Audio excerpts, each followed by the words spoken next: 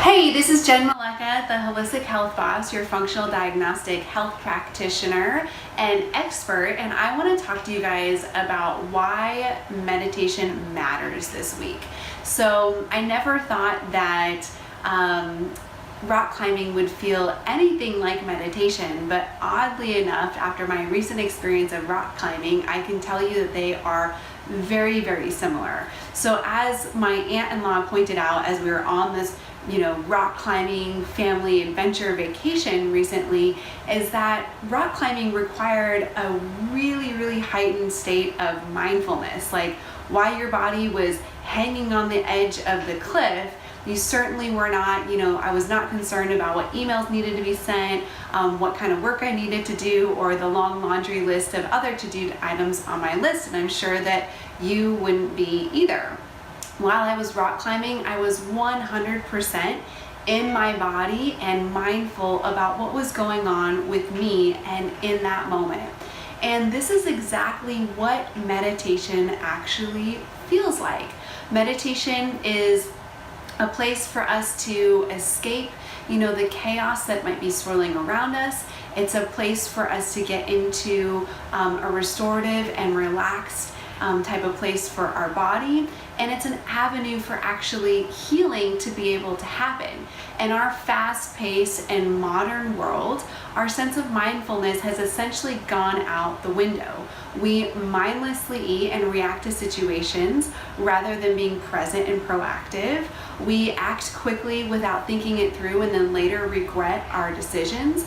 And we worry ourselves sick over the simplest things instead of focusing on manifesting whatever it is that we actually want to happen. When we are mindful and present, it's like the world is moving in slow motion around us, and we're able to make conscious decisions that are in alignment with our health and come from a place of empowerment. This is why meditation matters for your health. As my dear friend and colleague Molly Hamill often quotes from Yogi Bhajan, is that meditation is a way for us to kind of empty the trash for our subconscious, or empty the garbage for our subconscious. And it's like taking out the trash for our minds every single day. With everything that's happening around us all the time, our mind needs a mental detox just as much as our body needs to physically detox on a day-to-day basis. And the study of epigenetics actually has proven this. It's shown how negative thought patterns or trapped energy inside of our body can actually alter our cells and our gene expression. So your mindset can literally change the cells and the gene expression in your body. And as one study actually has pointed out, that mindfulness interventions such as meditation have the power to influence the genes and to reduce inflammation in the body, making meditation a very valuable tool for healing any chronic inflammatory conditions such as autoimmunity, as well as cancer or adrenal dysfunction, leaky gut, high cholesterol. I mean, the list can go on what meditation can be impactful for, because as we know that stress and inflammation are the root of all disease. So if we can meditate to relieve stress and then also improve our mindset to reduce inflammation through epigenetics, then meditation actually matters hugely for your health. Now, on the blog, I also shared with you this infographic from Positive Health and Wellness that kind of visually shows you how meditation can help to improve the body on a scientific level. It helps to reduce cortisol levels, which is known as our stress hormone, which can, if that's out of balance, that can dysregulate other hormones in the body or create inflammation and all kinds of chaos. It helps to increase our sense of calmness so that we can get out of fight or flight. I'm going to talk more about that in detail. And it helps to reduce feelings of fear and anxiety and depression, which all will have a positive impact on the body too. Now, one of the key concepts here with regards to meditation and your health is that your body can only heal when it's in a relaxed state. So your body can only heal when it's in a relaxed state. Now, this is the critical foundation that meditation provides us, a relaxed state that actually allows the body to heal. So meditation permits the body to slip into what's called parasympathetic mode, which is also known as the rest and digest mode. And this is the complete opposite of fight or flight, or the sympathetic state that most of us live in on a regular basis.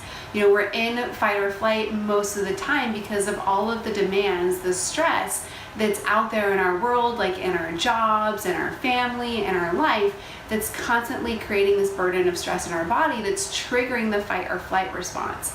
Now, when we're in the fight or flight response like this stress response, our body directs all of its resources outwards for quick thinking and quick moving so that we can act quickly, we can take action, and it's a mode of survival for us. So as it directs its resources outward, it's not concerned with resources that it might need inward, such as healing. So it's not concerned with digesting food or healing the body. It's conserving all of those resources outward so that it can act quickly and move and think quickly and do all the things that it needs for survival. Now, this was a brilliant mechanism that we have, developed over time as humans that was really valuable to our ancient ancestors, as I kind of explained in a recent blog, and that back in the day, our ancestors, they had real true life or death threats, such as a lion chasing them, where they needed this fight or flight response. So they needed to be able to direct all of their resources outward to their legs and their arms for quick moving and to their brain for quick thinking so that they could escape the lion and survive.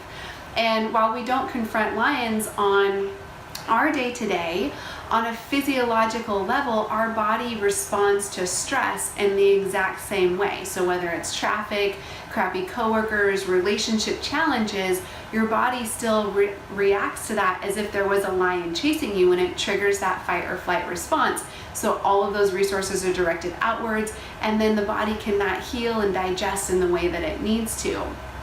So this constant state of kind of chronic stress that we ensue throughout our day-to-day also triggers inflammation, and the inflammation has the power to alter the cells in the body to create disease or dysfunction, and this is exactly what the study of epigenetics has proven.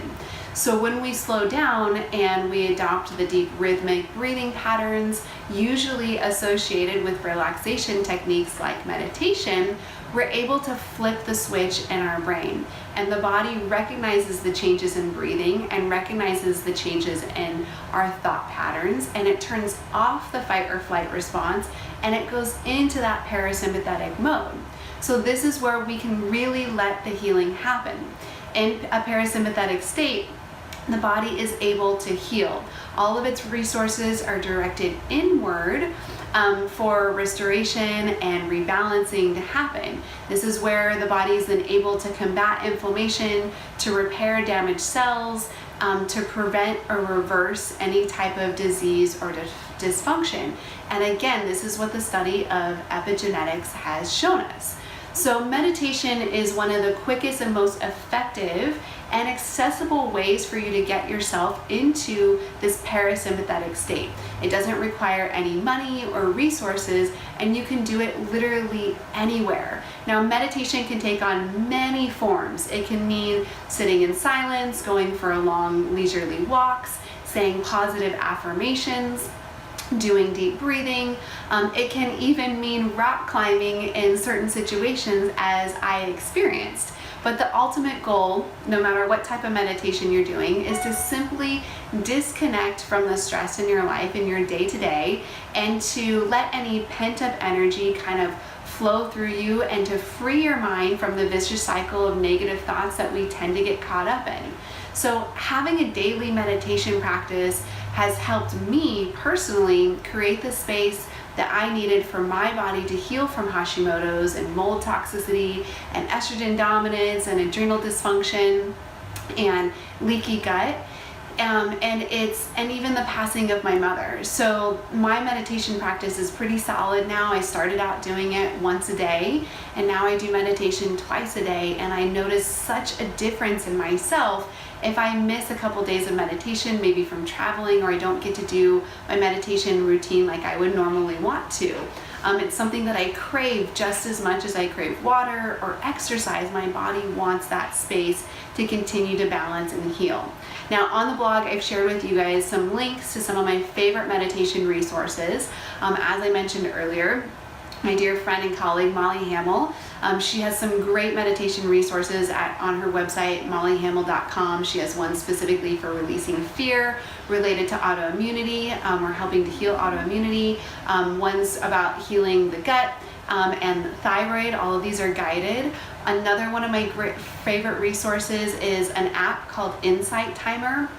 You guys can download for free. It has a community aspect to it as well. You can find thousands of different types of guided themed meditations for different periods of time, whether you want 30 seconds or a minute, all the way up to hours.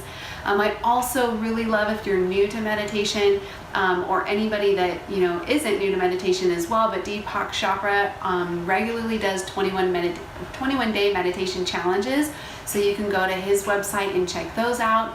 Or something that I find that most of my clients really can kind of take on and grasp and really resonates with them, and I like it too, is something called binaural beats, which is the use of different sound frequencies to get you into the same meditation, like mental state as meditation. So there's tons of different apps and online resources around binaural beats as well. So for those of you who are more musically inclined and you want to listen to something and while you're doing housework, binaural beats would be awesome for you. So I just want to encourage you guys to give your body the gift of meditation and let the healing happen. Take that 5 minutes or 10 minutes every day to kind of turn off the fight or flight response, to get into that parasympathetic mode and let your body restore and heal itself. So meditation does matter. I hope you guys found this helpful, and I will see you on the blog next week.